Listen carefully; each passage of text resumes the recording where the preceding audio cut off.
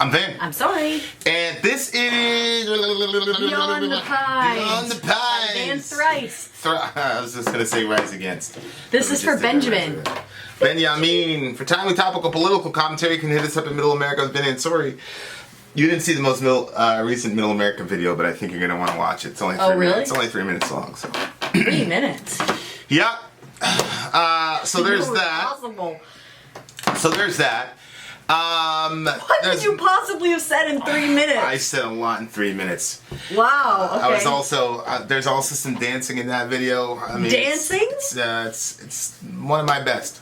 Oh, okay. So there's multiple ways to get your song reviewed, dear listener. My favorite way is the community option. $1 at the gate gets you in at Patreon, where you can see me sneeze. Look, guys, I'm taking my vitamins. All right. So $1 at the gate gets you in the Patreon. You meet the legendary Zonia, the legendary Kellen Dross. They will recruit you to their teams. Maybe even you'll get a message from the very mysterious Damon Sage. And you pull your points together, and then after you do that, you are able to influence what songs we do. Now, if you're a filthy capitalist individualist like Sori, then $125 at the gate gets you straight in to the head of the line, which is what the big homie... Benjamin. How can I forget that? My sister had a big crush on a Benjamin growing up. Benjamin did. And so here we go. Beyond the Pines, Thrice. There's a movie called A Place Beyond the Pines. I don't know if this was inspired. It really sounds depressing, to be honest with you. So, I'm not going to lie. Does it sound depressing to you? Sorry. Ready? Yeah.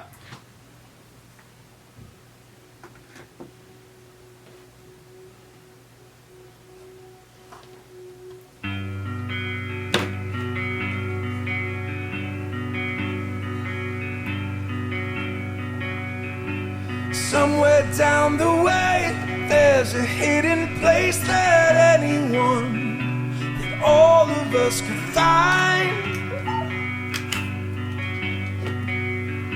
But all the maps have failed to venture through the veil and realize these roads are intertwined. Far beyond those walls, gleaming black and white, further than our false schemes of wrong and right, to feel we're weak and war, leaving all our names behind. And I will meet you there, beyond the pines, templed in twilight or dawn, light and easy air, tracing the lines on our palms.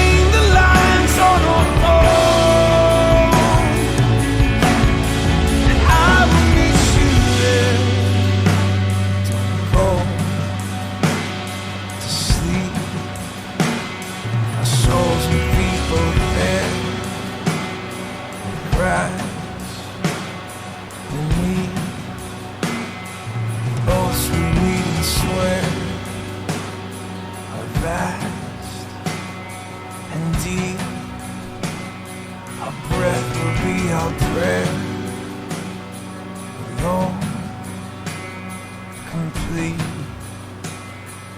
I will meet you there, beyond the pines, templed in twilight dawn, light and easy air, tracing the lines on our paws. I will meet you there, beyond the pines, templed in twilight of dawn, light and easy air, tracing the lines on our paws. Meet you there.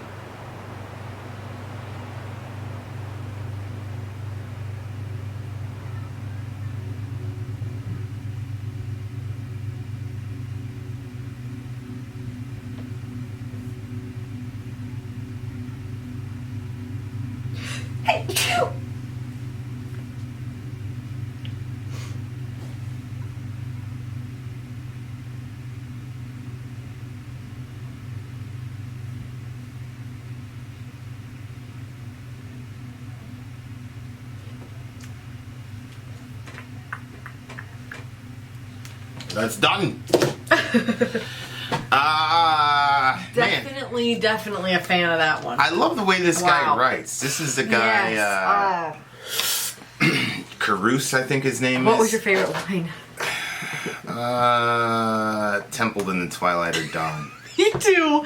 Not even a close second. Really liked that. I like part. the "I'll meet you there" thing. Yeah. This is This song could go two ways. it can go a bunch of ways actually, but go ahead. Two for me. God or a relationship with your significant other is what I'm going to assume you're going to say. Okay, three ways actually is what I had in mind. That's interesting. Three. So Told ya. One was yes, I thought of like the God, like as in heaven, like when people, like that's the place beyond the pines where people are going to, because further than our false schemes of right and wrong is a field where we can walk leaving all our names behind.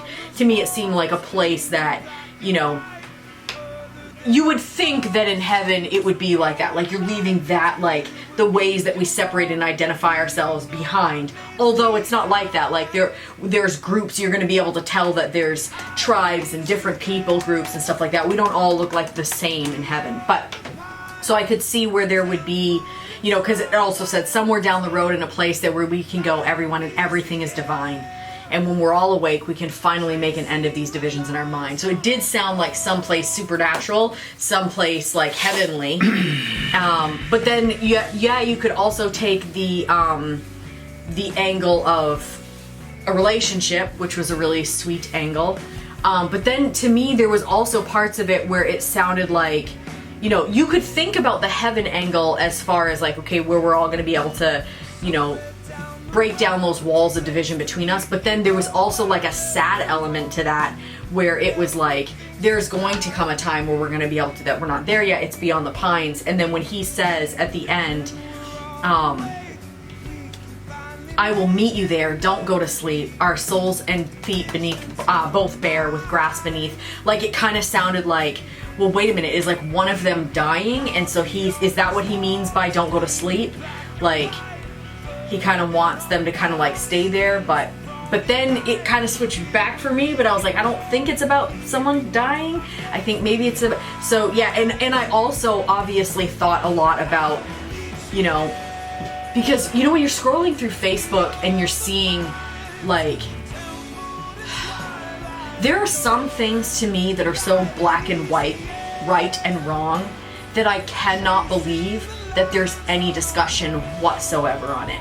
Like, when people are trying to defend pedophilia, I cannot even in my mind process how there's even people that would say that that's okay and that that's a good thing. Like, that to me is black and white.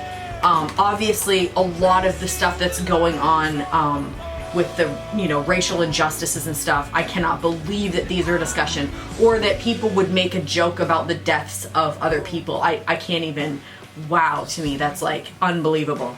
Yeah. So when we talk about, where the lines of black and white and the right and wrong and stuff, like, that's when I'm very glad that I'm a Christian and that there is a standard. There is like, because I think that I get tired of living in, because I try to put myself in other people's shoes, and I get tired of like thinking like other people where there is no definitive right and wrong. And that to me is like such a exhausting world to live in, that someone could possibly defend something that is so evil and so wicked, that I like the idea that it's not like, oh, that's why she's a Christian, but that is one of the reasons why I like to be a Christian, is that I like the idea that God says, here's the line, this is right, this is wrong.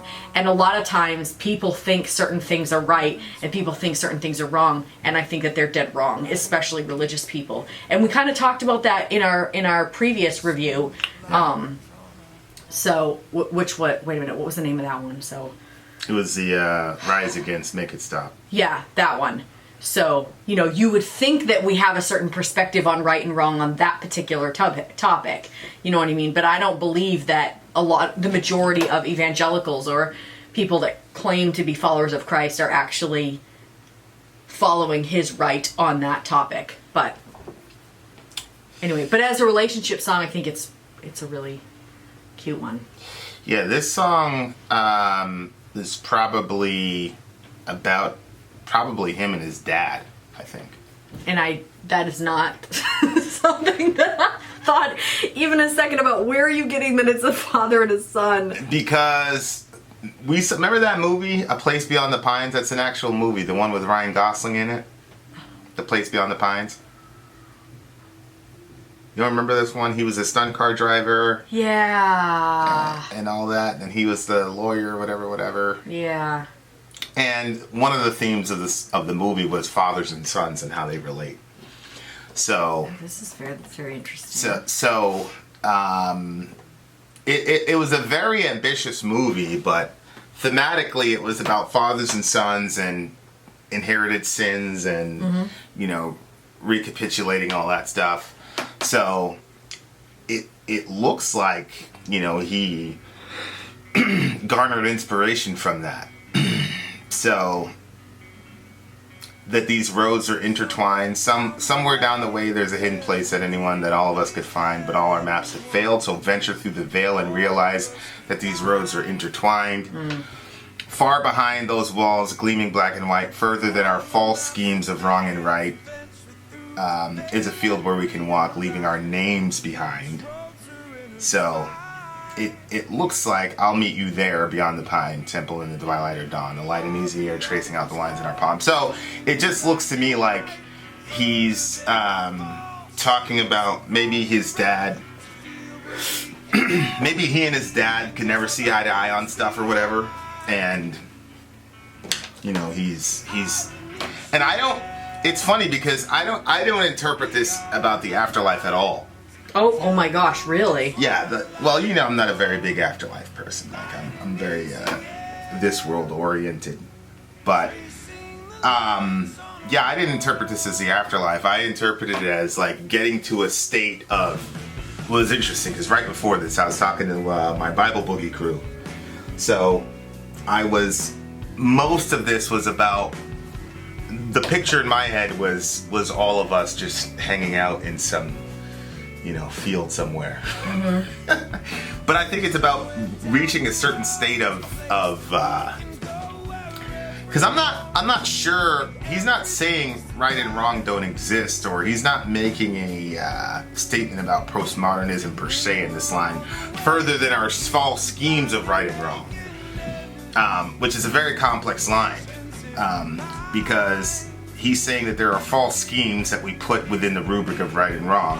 But I think that I think for me, like, one of the main points about right and wrong or morality is to say, what is the point of the morality? Like, you can argue that this act or this act is right or wrong, but why is it right or wrong? And the ultimate issue is because it's not loving to that person or God. And then you have to say, well, who gets to define what love is? Because that's not a simple statement either. And obviously, as Christians, we're going to say, well, God defines what actual love is because, you know, He is love. That's what constitutes His being. So, but if you can get beyond, like, you know, it's that phrase that Paul uses, which is worth probably about 55 sermons, where Paul says that the law is for the lawless. And if you combine that with Jesus' statement that the greatest commandment is to love God and love neighbor, then what that means, if you combine both of those together, is if you can hit a state of like pure love to a person, then you don't need any law. Yeah. So that to me, The Place Beyond the Pines really just illustrates like getting to that point where you've attained that sort of mindset. And then, so I was thinking about the Boogie Crew. You know, I was thinking about Kai and Ian and Zonia and Dan and Peter and Emily and Sarah, all these different people that have different backgrounds and different whatever, and being able to find some sort of way to go beyond that stuff and relate to each other, like at that level of, you know, of pure humanity. So that's what the song meant to me. Like, I wasn't really thinking about, because we've been in certain communities where for a few moments that has happened. Absolutely. You know what I mean? Yeah. And so, you know, like, I think that's it's absolutely attainable. You know, whether it's sustainable is another question, I guess, but it is definitely attainable. Because I've experienced it. You know what I mean? Yeah. So yeah. It does seem a little bit more than just a relationship song, because he says all of us. Right. Somewhere down the way, there's a hidden place that all of us could find. But all our maps have failed, so venture through the veil and realize that these roads are intertwined. Yeah. Yeah, I agree with that. I agree. I mean, it's a very, very, very deep song. Deep song. It was just beautiful. I just loved it. This dude's a very gifted writer. This is a guy that... Remember that song we listened to with Low? It's Not Enough. It's Not Enough song. That like, he's a really, really gifted writer. I haven't seen him write like something that wasn't like mind-blowingly good. It was really, really, really, really good. I like the sound of it also, the way that the instruments were and his voice, because it kind of created... I like music that does this, where it kind of creates like the same, so you have the feeling of like the cathedrals, where it kind of makes you feel like you're kind of like lifted, but at the same time it had this sorrowful, sad feel to it. And so I like the two of those coming together and like what that does emotionally inside of me, because you can kind of keep swerving between the two. Our souls and feet both bare, with grass beneath. Yeah. That's a good one. That's really, really good. The oaths we don't swear are vast and deep. That's a good line. Because again, like, if you deeply, deeply and truly love a person, then you don't need to vocalize those oaths, because they're there and they're underneath. And, you know, like, I don't think I ever... when we're in New York, or when I was with a group of other guys, like, we never said, like, I would take a bullet for you. Like, nobody said that. But that's exactly the folks that I work with, like, that was it. Like, and we didn't need to, it was just true. It was just a fact. Yeah. And some people, yeah. So, I mean, it's an unbelievable thing to connect that at that level to another human being. And it's one of the tragedies, I think, of like the sexualization of everything, is that you can't have those kinds of bonds with people, men or women, without people trying to sexualize and there must be something really crazy going on there.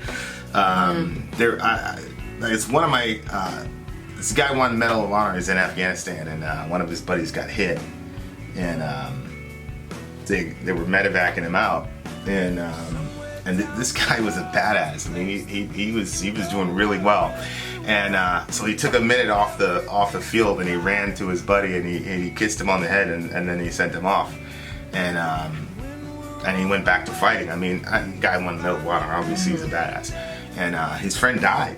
I mean, that was the last time he'd seen him, and he kissed him, and I was just like, it's such a powerful moment, because like he had reached that place beyond the pines on the battlefield of Afghanistan. Wow. Like he'd gotten there, and he didn't care that he was supposed to be some alpha male, blah blah blah blah blah. You know, like, yeah. And it was a cool moment because he didn't know that he was being, I mean, he wasn't conscious of the fact he was being filmed. It was just it was just a raw moment, and that like really stuck with me. Is like, wow, like he'd attained it. It was like boom. So that's why I said, like, this is a very this world oriented song for me. It's not. I remember that crew that we used to be with, and you had a transition at a certain point. Like, prior to that transition, you weren't like, I never saw you like hugging people or anything like that. Like, it seemed like that was like totally and completely off the table for you. Didn't even seem like it was even something that could be ever part of your character. And then all of a sudden, like, you kind of had a switch, and then you were way more like, I don't know, physical with people. It was, touching people and hugging people, and I remember thinking, wow, like, it really, you could tell that it was really impactful for people. And then everybody started getting more like physical with each other and hugging each other, and it was a really good environment. And I think, like, when I was in Latvia, the girls we'd hug each other and you'd kiss on each cheek, and I thought it was just the sweetest thing in the world. I don't know what it is, but you know what I think? It's like childlike to do that, to kiss on the cheek, and so it was just like a really sweet and special thing. And so I thought, I don't know, there's certain places that we can get to when we're not all, I don't know, weird, and like you say, just over sexualizing everything. So everything has to be weird instead of, here you have these guys, he's in the middle of war, you know what I mean? And then he stops to go kiss the guy on the head, like, what a cute picture that is. Yeah. I mean, horrible. His buddy's dying and he's fighting. And, see. But, aw. So he had got his buddy medevaced out, and then there he is on the bird. He's right there, and then he reaches over and he it's a good moment. That was the last time he saw him. He said, all right, check you guys later, and off he went. And then his buddy died. That's it. So the one walking away died, or the one in the plane died? The one he kissed died. Yeah. You see him laying back there, and then he, that was it. Sad. So that's him. He kissed him right on the. I think he kissed him on the cheek. Yeah. Yeah, he loved him. Yeah. So, and he didn't care. You know, that's his buddy. It's his last time you might have seen him. So he wanted to make sure that, and I mean, it was a very dangerous. I mean, he got a Medal of Honor for that engagement. Wow. So, like, it was very, very, very dangerous. So I think he was in an interview or whatever. He's like, yeah, I didn't really think about it. It was just, whatever. So there he is. Looks like a normal dude, huh? I know. But he's a bad. The guy's a legend. It's so funny, the people. You point out these different people to me, and I'm like, no, I would never think that person could be. Like, some people just don't look great, and some people look like they have such potential for greatness. You know what I mean? It's like you. Anytime that we go into like anything, they always ask you, "Are you in military? Were you in the military?" People always ask you that. Some people just look like they got some kind of this fella right here. He looks like you might bring your taxes to him. That guy looks like an agency guy. He looks like he'd be working for the CIA or something. Yeah, I don't know what CIA people look like. I've only seen what they put in the movies, so I don't know if that's. Anyway, this is a 10 for me. Obviously, definitely a fan. Yeah, it was a beautiful song. It's a beautiful song. And I love the concept of that, Beyond the Pines like that, so. Yeah. 10 for me. There you go. 9.7. Vin out. Sori out. Gone. Tempered in twilight or dawn, light and easy air, tracing the lines on a pole.